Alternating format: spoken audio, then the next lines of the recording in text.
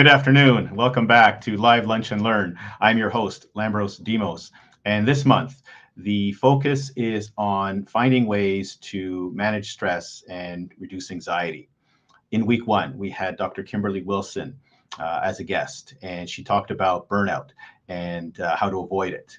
Last week, mortgage guru Vince Gaetano was here, and he shared his insight on ways to decrease financial stress, which is also a key part of mental health. And today, I'm very excited to bring in the amazing Jessa Carter, otherwise known as the High Achiever's secret weapon. Jessa spent 10 years as a neurosurgical physician assistant and went from literally drilling holes into people's heads to now drilling into the subconscious mind to help people live their best life. Welcome to the program, Jessa. Thank you so much, Lambros. It's a pleasure to be here. Excellent. It's a pleasure to have you. So before we get started, why don't you tell us a little bit about your background and how exactly you got to where you are today? Sure. So yeah, the 10-year career in neurosurgery,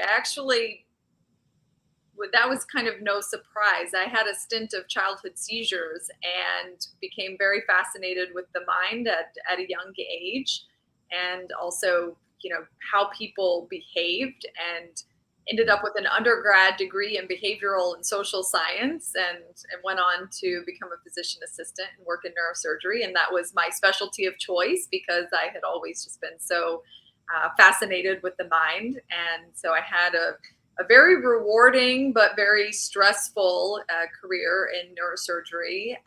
For the first 6 years, I was working 60 to 80 hours a week, which Wow. Plus taking call on top of that, which I feel like I basically woke up one day and realized that wasn't life, and that wasn't living, and also that it wasn't sustainable. So, and that was coupled with having lost a fiance a year into my career. So I had behind the scenes also been dealing with that loss and with that stress. And so I just kind of reached a breaking point where I really decided that something had to change within my own life, because life was too short to not be out there experiencing it. Okay. First of all, sorry for your loss. So when you realized that you didn't want to do that anymore and you had to shift into something else, did you go immediately into what you're doing now, or was there another transitory phase? That was an evolution. So I took the first year. So I took a big leap of faith and made a job transition. So I left the job that I had been at for 6 years, and I started traveling and doing basically travel or consulting work as a physician assistant. And that led me out to California. So I got to spend a year out in California working only 14 days a month, which certainly provided a very different quality of life. And I was making significantly more money. So that also made for a different quality of life. Nice. And I took that time, my newly found freedom, so to speak, and was just exploring, doing some soul searching, if you will, getting to know myself again, really exploring what it was, and getting out and just enjoying life. I was getting out and hiking in nature, doing yoga and reading books, taking dance classes, childhood pastimes, all sorts of fun things. Yeah.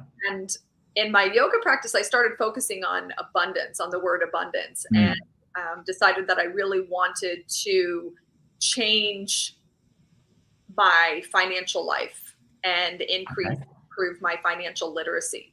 And that led me to a seminar called the Millionaire Mind Intensive.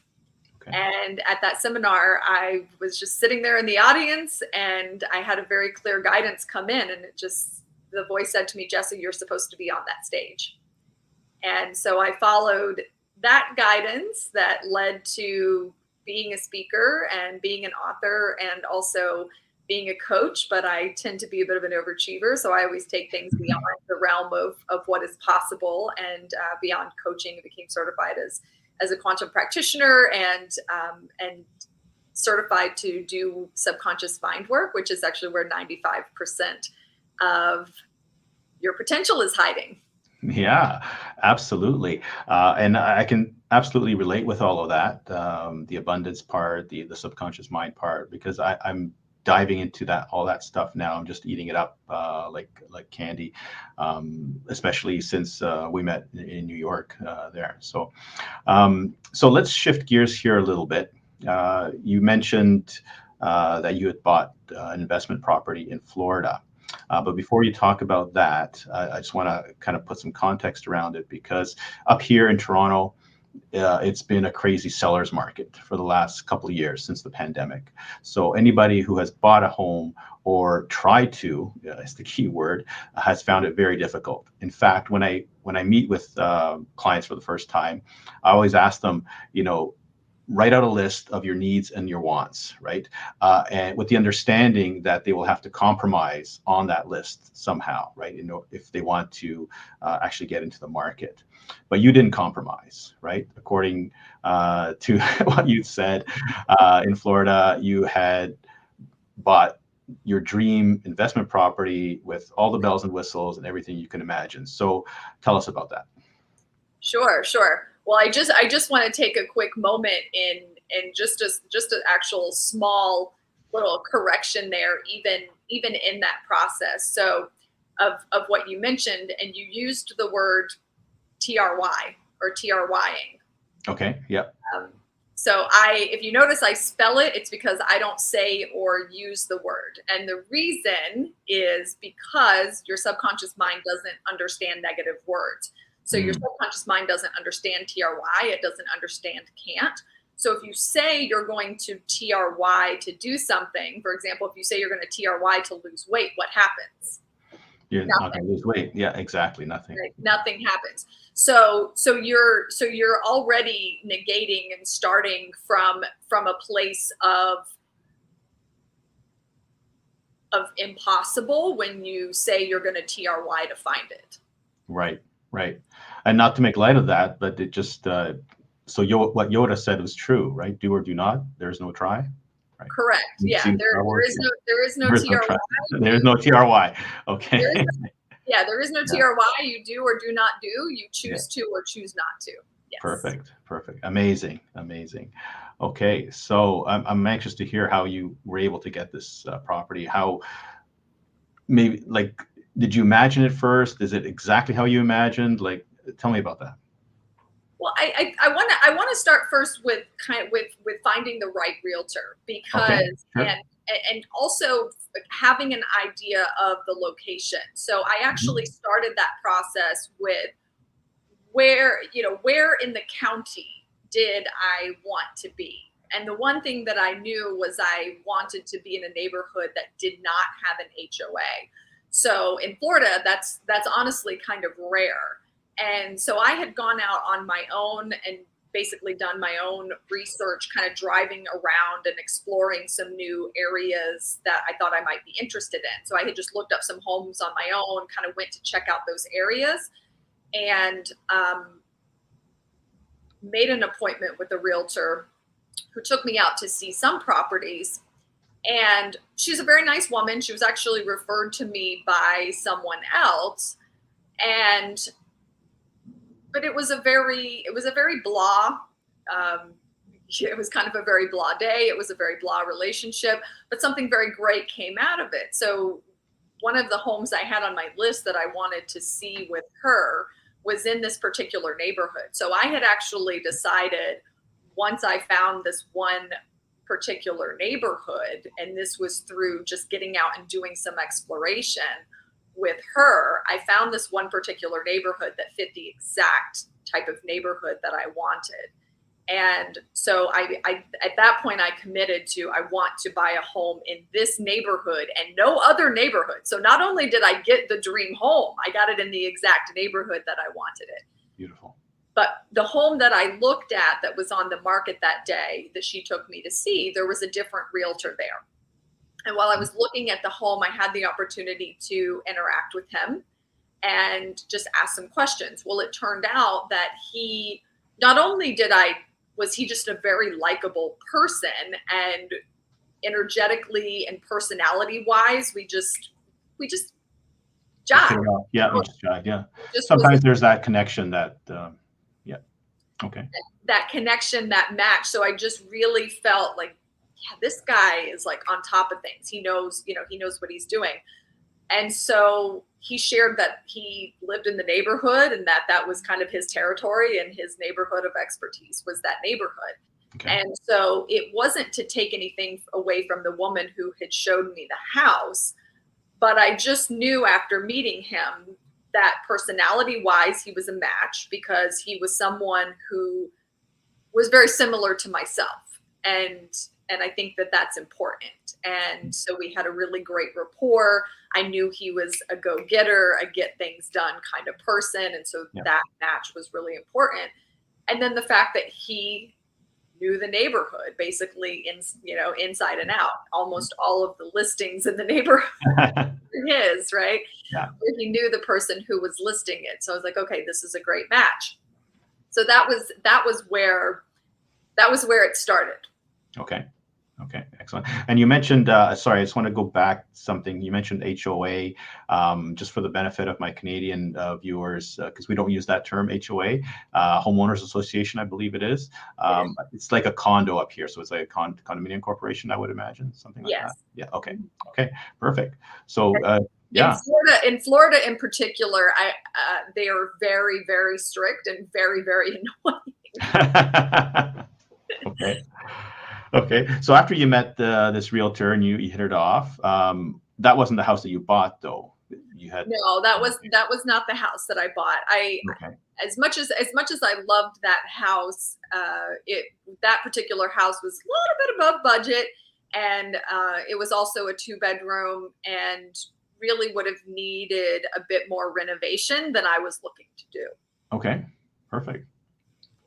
So what happened next then? Did you talk to the realtor? Did he show you other houses? Did what's the next step then after that? How did you find the perfect house? Well, I think that I mean there were a couple of next steps. I would say one was sort of the expectation of finding the right home, and also the expectation of the buying process. Okay. And so whatever that expectation is that you have in regards to your thoughts and beliefs around finding the perfect home, and is that possible or not? Because if you believe that it's not possible, then it won't be. If you believe that it is possible, then it will be. And then also around your expectations around the buying process. So that investment property was actually the first home purchase I had made.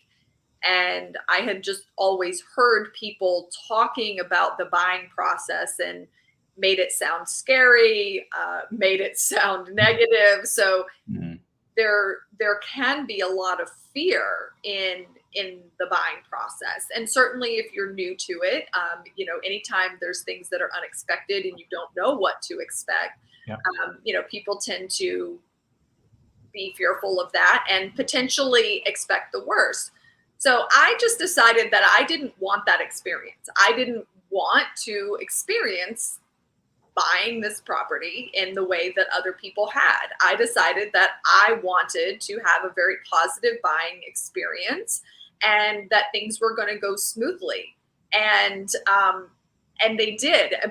Even I remember though, it was kind of comical because it was just my perspective, and I had made the decision that this process was going to be smooth.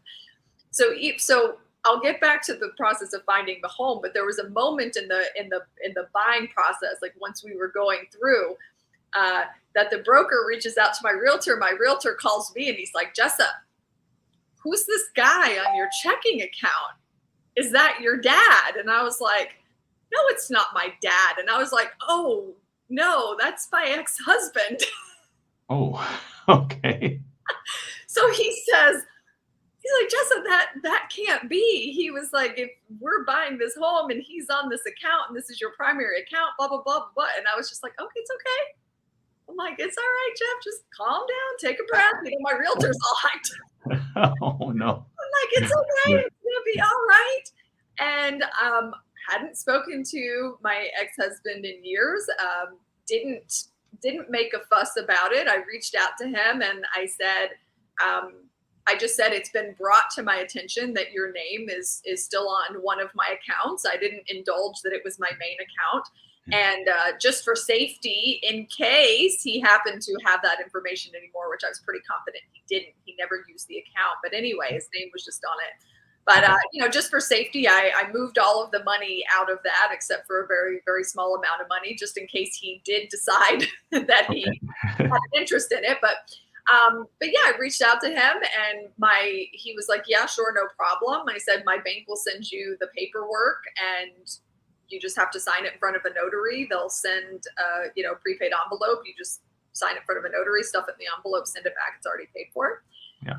And got that done and went on about our way. Okay. I think people are dying to know what happened with the house. We have a comment here from a mutual friend, Josh. I did get the house, and actually, so this, I wanted to just share, a couple of things. One in regards to getting the house was, I'll share that part in a moment. The one in regards to getting the house was I had absolute supreme clarity on what it was that I wanted. So I mentioned in the beginning about the neighborhood. I had decided that I specifically wanted to buy a home in the neighborhood. Now, the other thing for me in regards to that was time frame, because in regards to time frame, this was an investment property. My stuff was in storage. I was living elsewhere. So I did have time. And I told my realtor, I'm like, look, I'm not in a rush to buy. I want to look at houses, but I will buy when I find the right house. Okay. And he had kind of pushed me and pressured me a couple of times. And what actually ended up happening was I took a step back because I was like, okay, you've pushed me into almost a couple of deals that were not what I wanted, that would have required a lot more renovation than I wanted. And the deals didn't go through. So clearly they were not meant to be. And I was very grateful for that. Okay. But I had very, very, very supreme clarity around exactly what it was that I wanted. So I wanted that specific neighborhood. I wanted a 3-bedroom, 2-bath split plan. I wanted it to be around 2,000 square feet. I wanted a 2-car garage.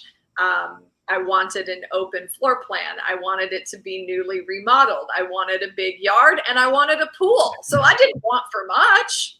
No, not at all. Right? Well, yeah. Of course, and in my budget, right? And in budget. And all within the budget, yes. All within the budget. Yeah.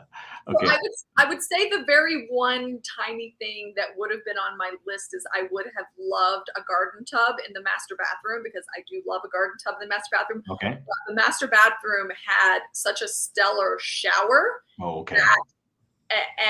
And because it had the pool, that I felt like that was a very fair trade-off. But aside from that, every single thing that I wanted, my realtor he was so confused. He was like, Jessa, I don't understand.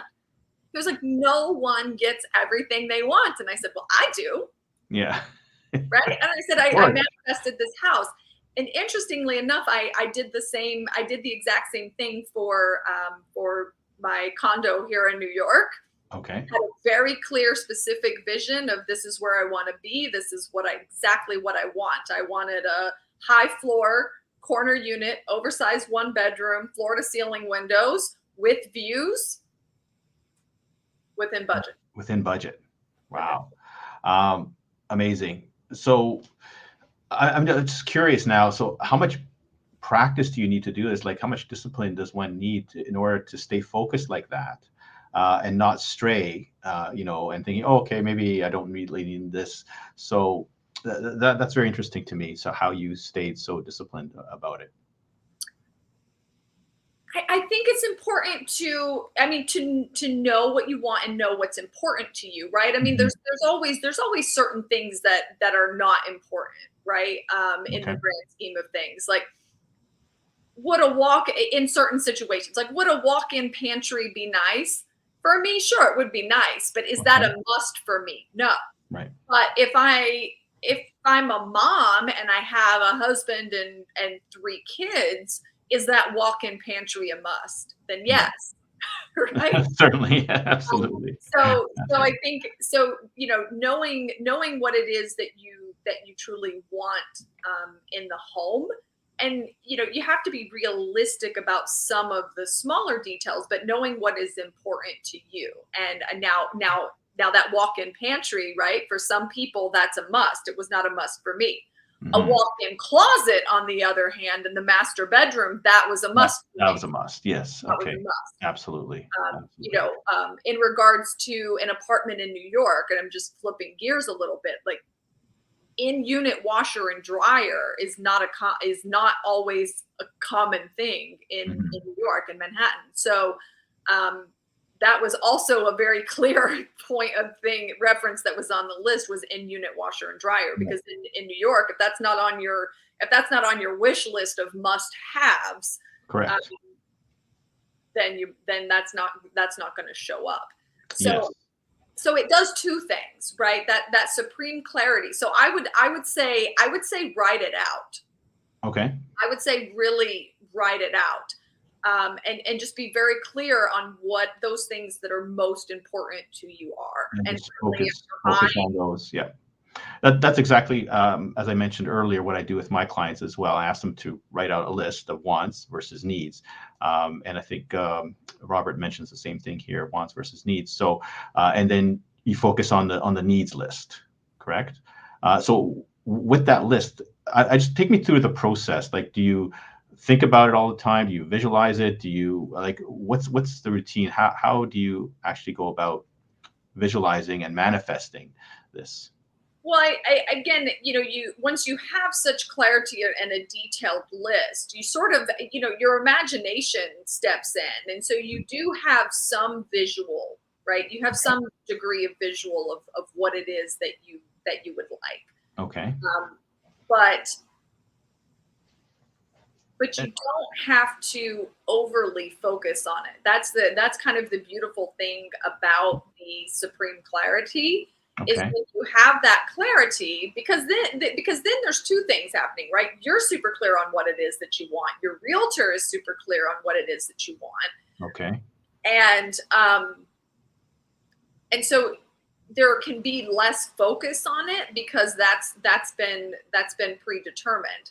And so, but then the belief has to step in. You have to truly believe that Mhm. you will find that. So a So, lot of it has to do with you believing, okay, now I have this vision, and knowing right. that you will get that. Okay. So it's not like a meditation or anything where you have to, do a mantra of saying this is what I'm going to get. So, or is it affirmations? I'm just trying to figure out how exactly you keep it, you manifest that. It's Other, just being that just, firm just on that. knowing that you will have that, Okay. that or something better. And so that's when, because if you're the certainty of knowing that you will have it, Hmm. and then detaching from it. What I mean by detaching from it is almost putting it up on a shelf, right? Putting it on the Okay. top shelf where you know that it's there and you know that you're going to get it. You just can't reach it, right? So it's coming.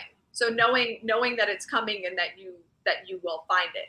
Yeah. And Yeah. certainly not everyone is in the situation where they have that luxury of time, but I feel like that's important, to give yourself as much time within that process as you can, because that certainly makes the process easier. Now, if the time frame is shorter and you need something, then yeah, you kind of have to step in and then be a bit more firm about, okay, then you add that to the list. I want and I need this, and this at this price point within this time frame. So then you kind of add in the time frame, so you're fixing it down. But I wasn't in a rush, and I was truly willing to wait until I got exactly found what I wanted. And the house was like newly renovated. Like it literally perfect. All I did to the house when I bought it was I repainted, because her choice in paint colors in my personal Right. was terrible. Yeah. And I had the tile professionally cleaned and the grout sealed. Right on. Okay. But these are easy things, so That was it. That was all I did to it. absolutely. And this doesn't apply just to real estate, obviously. I mean, you could be super clear on anything that you want to achieve, and then manifest that, right? So in our lives, which is such a powerful thing. So I'm still curious about it. So what you're saying is just be super clear on what you want, and you'll get it. Is that? That's a big part of it. Be super clear on what it is, and know that you will have it. Like, know with absolute certainty that you will have that thing. Okay. And then unmarry yourself from the who, the what, the when, the where, and the how, and allow for that to come in. Because what happens is, most of us, especially especially if you're a high achiever or an overachiever, right, or you're very successful, there's an aspect of control that comes in. And so when you attempt to control every single thing, every single little detail, you're actually shutting off that flow. That's a great point. Yeah, absolutely. Absolutely. So how do you help these people, your clients, achieve this? What is your role in all this? It's one thing to say, okay, I want to be super clear on something. How do you help them do that? Well, so that is a tool, right? The supreme clarity is a tool. But what I really do is very high level, advanced personal, professional, and spiritual development. And I work with both the conscious mind and the subconscious mind on a very high level. So if there are very significant, there's certain things that can be improved with mindset. You hear people talking mindset. Yeah. So your mindset is important. But then there's some things in other aspects of life, like if you're really getting into money, for example, or, money, wealth, and the financial aspect of things.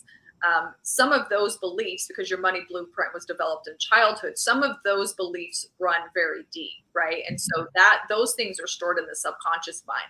So if you're in a place where you kind of feel like you're getting in your own way, you still feel like you're getting stuck, chances are a lot of that stuff kind of falls into the subconscious realm of things. And so I take my clients deeper so that they can soar higher faster and really receive whatever it is that they want in love, life, or in wealth.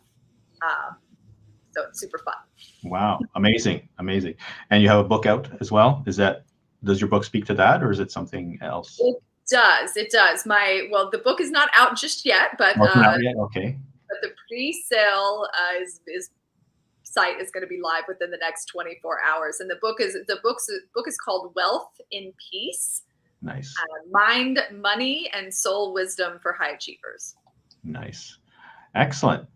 Well, that was amazing, Jessa. Thank you for sharing all that. So if somebody wants to reach out to you, best on Instagram, I guess? Yes. Yeah. Okay. So that's your handle there. Follow Jessa at Jessa Carter _DHD. And get some clarity and manifest what it is you want. I mean, it sounds so simple, but it's so powerful at the same time. And like I said, I'm really getting into that now, really trying to do some of that as well. So any parting words, Jessa? Yes, I have one final super tip, and it is each year have your one big thing. And so that was one of my secrets. Was in 2019, my one big thing was to buy an investment property, and I did that. My one big thing for 2020 was to move to New York, and I did that. My one big thing for 2021 was to be completely done working in medicine and working in my business, and I did that. And my one big thing for 2022 is a certain number, in my business. So I just set what is that one big thing for myself for the year, and those things always happen. Excellent. I like that. And I actually have a one big thing as well for this year, and that's to write a book myself. So that's going to be. I just admitted it now, so there you go. So it's out there, right? Thanks again, Jessa. I can support you with that in any way, answer any questions or give you any guidance or connect you. I know several publishers, so let me know. Wow. I'll might follow up with you on that. Awesome. Take care, everybody. Thanks for watching. Have a great day.